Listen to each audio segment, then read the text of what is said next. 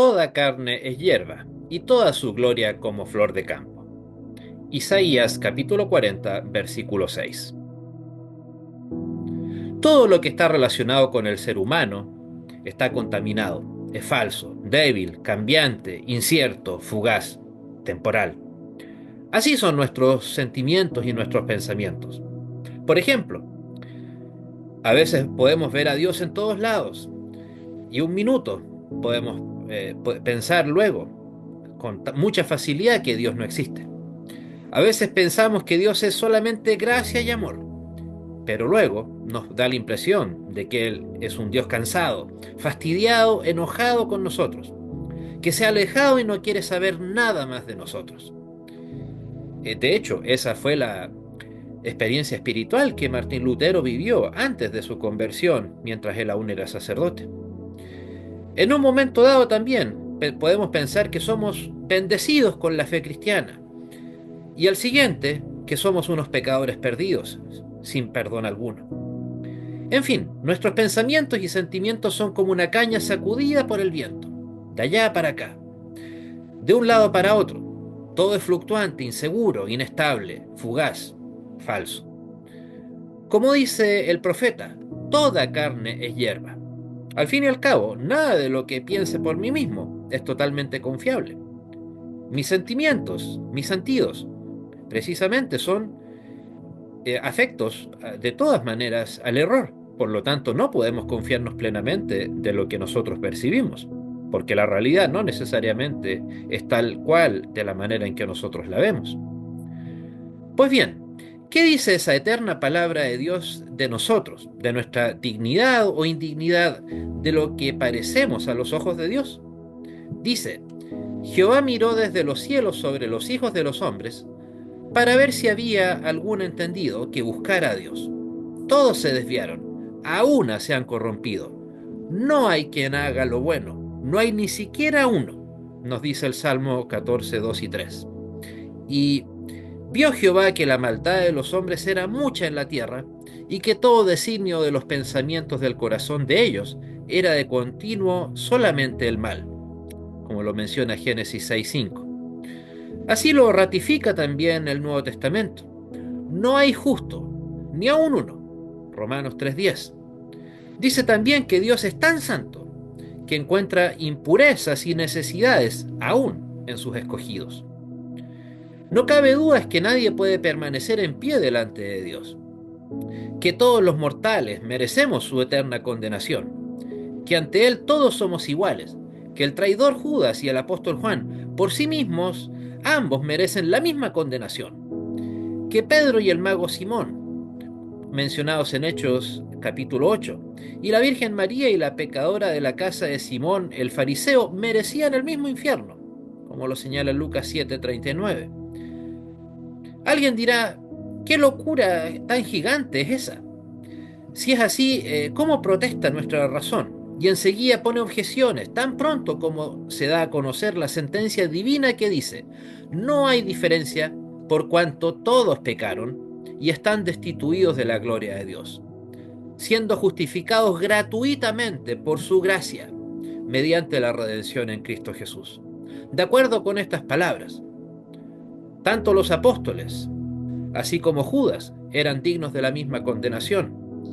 El apóstol Pablo, como las mismas personas que lo asesinaron, también.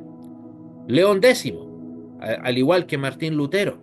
Y nosotros, al igual que cualquier otro pecador impenitente. ¿Cuál es la diferencia? Que para nosotros está la cruz de Cristo que nos ha revertido con el perdón. Ante los hombres hay diferencias, pero no ante Dios. Aquí en la tierra hay diferencia entre el fondo de un valle y la cumbre de una montaña. Pero si hablamos de la distancia entre la Tierra al Sol, entonces esa diferencia desaparece o pareciera ser, y de hecho lo es, insignificante. No se le toma en cuenta. La distancia de ambos lugares al Sol es tan grande que solo hablamos de la enorme distancia que hay de la Tierra al Sol y no decimos del fondo del valle hasta el Sol, la distancia es una, y es del cima de la montaña al Sol, es otra. Ni siquiera hablamos de kilómetros, ni de metros, ni mucho menos. Solamente hablamos de una gigantesca distancia. ¿Por qué? porque esa distancia es absolutamente imposible de cuantificar. Pues bien, para nosotros existen diferencias entre una persona y otra, y somos muy buenos en hacer esa diferencia, pero para Dios no es así.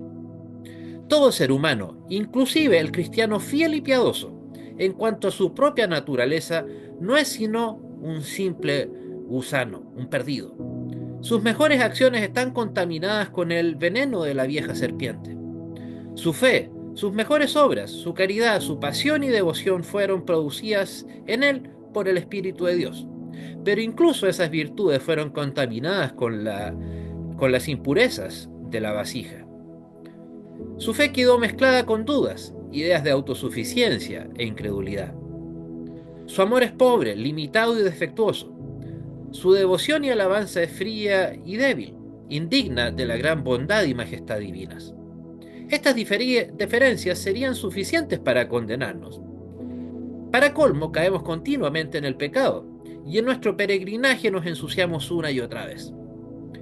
Nunca podemos prevenirnos lo suficiente como para no infectarnos de toda nuestra impiedad.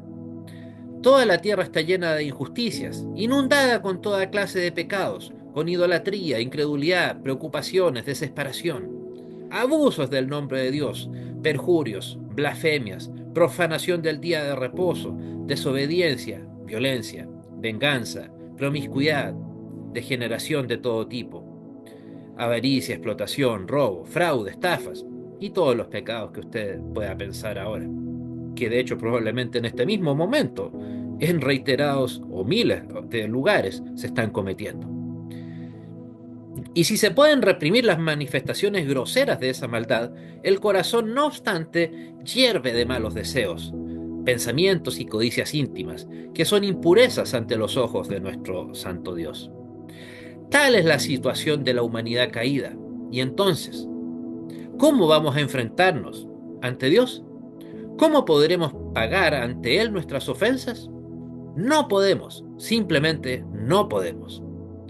No podemos responder ni por una de las miles de acusaciones que hay en nuestra contra. Aunque hayamos sido fieles cristianos durante mucho tiempo, aunque hayamos trabajado mucho y realizado grandes obras, grandes proezas, grandes cosas, todo eso no es ni minúsculamente un mérito suficiente ante Dios.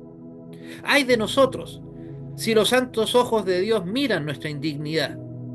Un piadoso siervo de Dios de avanzada edad lo sabía y por eso rogó: «Oh Jehová, no entres en juicio con tu siervo, porque no se justificará delante de ti ningún ser humano», nos dice el Salmo 143:2.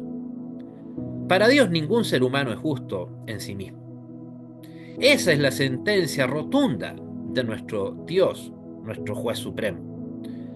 Pero qué diferente pensamos y sentimos nosotros. Seguimos insistiendo que merecemos más bondad y que si somos más piadosos, merecemos más bondad también. Pensamos que a Dios le resulta más fácil perdonarnos cuando nos portamos bien, de acuerdo a los preceptos humanos, que cuando estamos pecando, como si hubiera un momento en el que nosotros no fuésemos pecadores.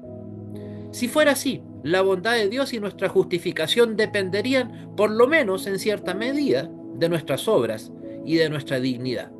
Obras y dignidad que no tenemos. Pero vemos que la Escritura excluye eso terminantemente, tajantemente. Por lo tanto, recordemos que en cuanto a nuestros propios méritos, inexistentes, por cierto, todos somos en todo momento igualmente indignos ante Dios. Esa es la sentencia del Padre Celestial. Y precisamente porque tenemos esa rotunda sentencia en contra nuestra, es que Dios ha proveído nuestro sustituto, el que tomó el lugar de nosotros. ¿Quién? Cristo Jesús, nuestro Salvador. Amén. Y que el amor de Dios, la gracia de nuestro Señor Jesucristo y el gozo eterno del Espíritu Santo sea con todos y cada uno de vosotros, ahora y siempre. Amén. Saludo en nombre de Sociedad Interministerial Nehemías, un servidor, Andrés Martín Arrizaga, desde Temuco, Chile.